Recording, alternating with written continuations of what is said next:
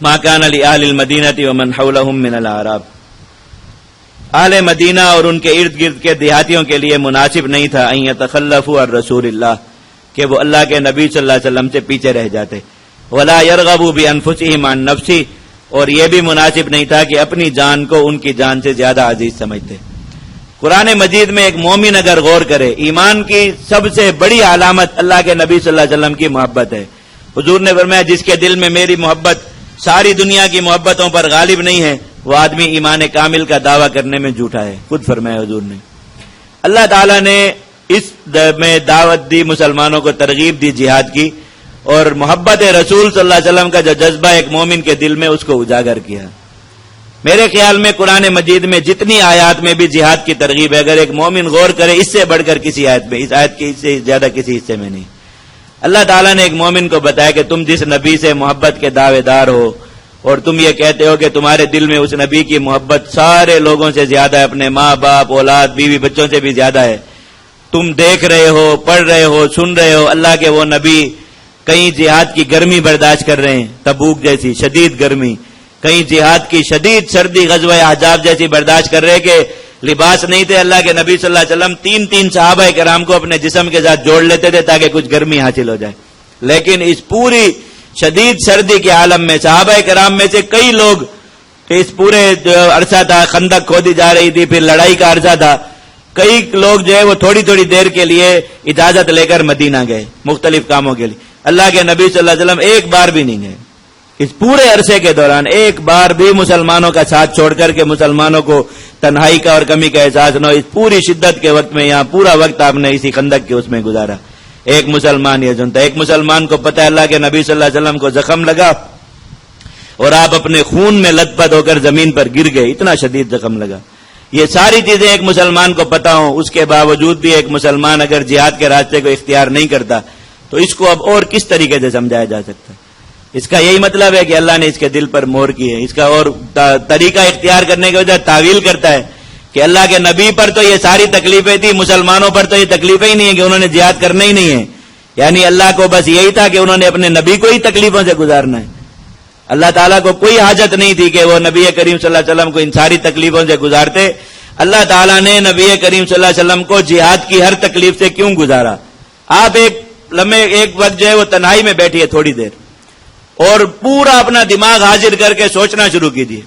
کہ جہاد پر جائیں گے تو کیا مشکل آ سکتی ہے، جہاد پر جائیں گے تو کیا مصیبت آ سکتی ہے، کیا تکلیف پہنچ سکتی ہے، فلاں محاذ پر جائیں گے تو کیا تکلیف آئے گی، فلاں پر جائیں گے تو کیا تکلیف آئے گی، پوری لسٹ بنائیے۔ احتمالی طور پر آخری حد تک سوچئے کہ کیا آخری گمان کی حد تک کہ دور ازکار کیا تکلیف ہو سکتی ہے جو آپ کو پہنچ جائے، اور اس کے بعد سیرت کا مطالعہ شروع کیجیے۔ اللہ کے نبی صلی اللہ علیہ وسلم ان سارے کاموں سے گزرے عملی طور پر۔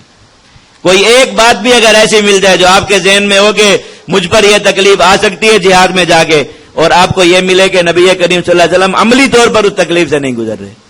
کسی بھی مسلمان کو یاد رکھیے جہاد میں وہ ساری تکلیفیں اکٹھی کبھی بھی نہیں آتی جو اللہ کے نبی صلی اللہ علیہ وسلم پر آئی۔ کیوں آئی؟ اس لیے کہ قیامت تک ان میں سے جو تکلیف بھی کسی مسلمان پر آئے جہاد میں، اس کو یہ نہ ہو کہ میرے ساتھ کیا ہو گیا، مجھ پر ایسا کیوں پیش، میرے ساتھ ایسا معاملہ کیوں ہو گیا، یہ تکلیف مجھ پر کیوں آ گئی۔ پتہ ہو یہ تو اللہ کے نبی صلی اللہ علیہ وسلم بھی گزر گئے، اس سے تو آسان ہو جائے کہ اللہ کے نبی گزر گئے، ہم کیا ہیں؟ اللہ تعالیٰ نے ان کو گزار دیا تو ہماری کیا حیثیت ہے؟ اللہ کے نبی صلی اللہ علیہ وسلم کو یہ تکلیف پہنچ گئی تو ہمیں اگر پہنچی، خوش ہو جائے ایک مسلمان کہ مجھے بھی پہنچ گئی، میری نبی کریم صلی اللہ علیہ وسلم کے ساتھ نسبت کھڑی ہو گئی، پکی ہو گئی۔ آپ دیکھیے اللہ تعالیٰ نے ان سارے مسلمانوں کو جن کے جسم پر جہاد کا زخم نہیں، ہمارے ہاں تو بڑی خوشی کی بات ہے نا کہ جسم صحیح سلامت ہے، قیامت کے دن جسم کے صحیح سلامت ہونے کو عیب بنا دیا اور جسم کے زخمی ہونے کو فخر بنا دیا۔ کیوں؟ اس لیے کہ اللہ کے نبی کا جسم زخمی ہوا۔ اگر زخمی نہ ہونے میں فخر ہوتا اور زخمی ہونے میں عیب ہوتا، اللہ تعالیٰ قیامت کے دن دوسری، لیکن میں جو بھی جہاد کے زخم کے بغیر آئے گا اللہ کے سامنے عیب کے ساتھ، شرمندگی کے ساتھ، لقی اللہ فی سلمہ، شرمندگی کی حالت میں کھڑا ہوگا۔ کیوں؟ اس لیے کہ اللہ کے نبی، ان کی ساری جماعت، وہ سارے لوگ ان کے زخم قیامت کے دن مہک رہے ہوں گے، چمک رہے ہوں گے۔ پھر جو مسلمان زخمی ہوگا وہ ان کی جماعت میں شامل ہوتا جائے گا۔ ہمارے جیسے صحیح سلامت جسم والے ایک طرف کھڑے ہوں گے کہ کہاں جائیں، نہ خوشبو ہے، نہ روشنی ہے، نہ نور ہے، ایک شرمندگی ہے کہ ہم اس جماعت میں جا کر شامل بھی نہیں ہو سکتے۔ اللہ تعالیٰ نے مسلمانوں کو نبی کریم صلی اللہ علیہ وسلم یاد دلا کر اور فرمایا اللہ کے نبی صلی اللہ علیہ وسلم نے قیامت تک تم میں سے کسی شخص پر کوئی مشکل آئے تو میری مشکلات کو یاد کر لینا. یہ حضور نے فرمایا صحیح میں روایت کہ کوئی مشکل ایسی ہے جس میں دل پھٹنے لگے اور غم جو ہے وہ ایسا ہونے لگے کہ مار دے گا تو سوچنا اللہ کے نبی صلی اللہ علیہ وسلم پر مشکل آئی, میری اس مشکل کو یاد کر لینا, تمہیں تسلی مل جائے گی. گھر میں مشکل ہے, پریشانی ہے, کسی کے مرنے کی مشکل پریشانی ہے, تنگی ہے, فاقہ ہے, کچھ بھی ہے, جہاد کے میدان میں اللہ کے لاشیں اٹھانی پڑ رہی ہیں, یاد کرو اللہ کے نبی نے اپنے چچا کی 17 ٹکڑوں میں پڑی ہوئی لاش کیسے اٹھائی ہوگی. نرم ہو جائے گا دل اور صبر آ جائے گا فوراً کہ اللہ کے نبی اگر اپنے چچا کی اس طرح کی لاش اٹھا سکتے ہیں, ہم نے اپنے بھائی کی اٹھائی, اپنے دوست کی اٹھائی, کسی کی اٹھائی تو کیا ہو گیا. تو اللہ تعالیٰ نے وہ سب سے آخری حربہ دعوت جہاد کا اور سب سے آخری طریقہ یہ استعمال فرمائے کہ ایک مسلمان کے ذہن میں اگر یہ بات بیٹھ جائے کہ اللہ کے نبی صلی اللہ علیہ وسلم نے یہ سارے کام کیے, مجھے ضرور کرنے چاہیے, مجھے پیچھے نہیں رہنا چاہیے تاکہ میں کھڑا ہو سکوں اللہ کے نبی صلی اللہ علیہ وسلم کے سامنے ان کی شفاعت لے سکوں کہ یا رسول اللہ آپ نے یہ سارے کام کیے تھے, ہم نے بھی جتنا ہم سے ہو سکا ان کاموں میں کچھ نہ کچھ اپنا حصہ ضرور شامل کر دیا. نہیں کر کے گئے تو کیا ہوگا. اللہ تعالیٰ نے اس طریقے سے مسلمانوں کو بلایا. کہا ایک مسلمان کے لیے سوچنے کی بات ہی نہیں کہ وہ خود کو مومن کہے اور پھر اپنی جان کو اللہ کے نبی کی جان سے زیادہ قیمتی سمجھے, اپنے آرام کو اللہ کے نبی کے آرام پر ترجیح دے, یہ ہو نہیں سکتا.